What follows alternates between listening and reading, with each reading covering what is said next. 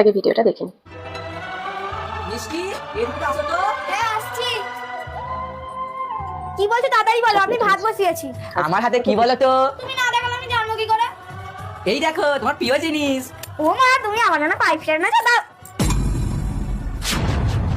জানো গো মা, আমাদের গাইও না ভাইসটা খেতে খুব ভালোবাসে। আমি দিয়ে আসি। হ্যাঁ কি অবস্থা! ও মা, তুমি রাগ করলে না তো? এক নিমিষে না মা। আনন্দটা মাটি। এ মা, কোথায় গেলি?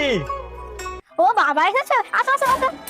না না, আমি ভিতরে যাবো না। এই দেখ, তোর জন্য তোর মা কালকে এই শাড়িটা কিনে নিয়ে এসেছিল। এনে দেখে দে। ও বাবা তুমি ভিতরে যাবে না? না, একটু আমার দরকার আছে, পরে আসবো এখন। হ্যাঁ কি অবস্থা!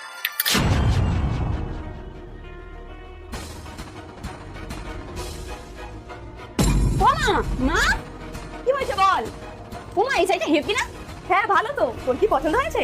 হ্যাঁ এটা আমার খুব পছন্দ হয়েছে। মিষ্টি এটা তোমাকে কে কিনে দিয়েছিল? এটা আমার বাবা কিনে দিয়েছিল। কেন, তুই কি নিবি? জানি না। হ্যাঁ ঠিক আছে।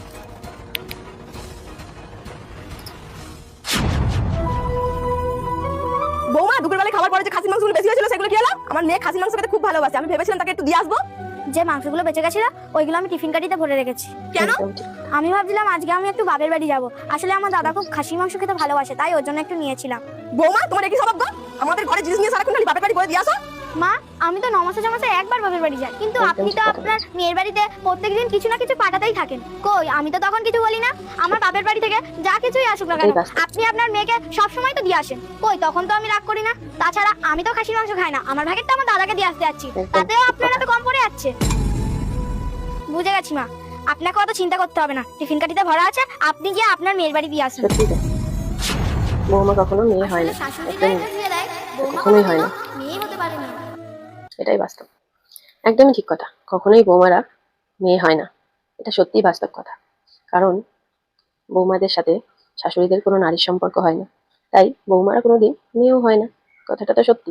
মেয়ের সাথে যত নারীর সম্পর্ক, নারীর সম্পর্ক অন্তরঙ্গের সম্পর্ক, তাই মেয়েরা মেয়ের জায়গাতেই থাকে। কখনোই বৌমা ওই জায়গাটা নিতে পারে না, এটা বাস্তব। বৌমারা যতই ভালোবাসুক, তাকে করুক এবং আগলে রাখুক না কেন, তার আপদে বিপদে পাশে থাকুক না কেন, কখনোই বৌমা মেয়ের জায়গা নিতে পারে না। এটা বাস্তব, এটা দেখে আসছি এবং প্রত্যেকটা ঘরে ঘরে প্রত্যেক মানুষ এখন ফেস করে এটা।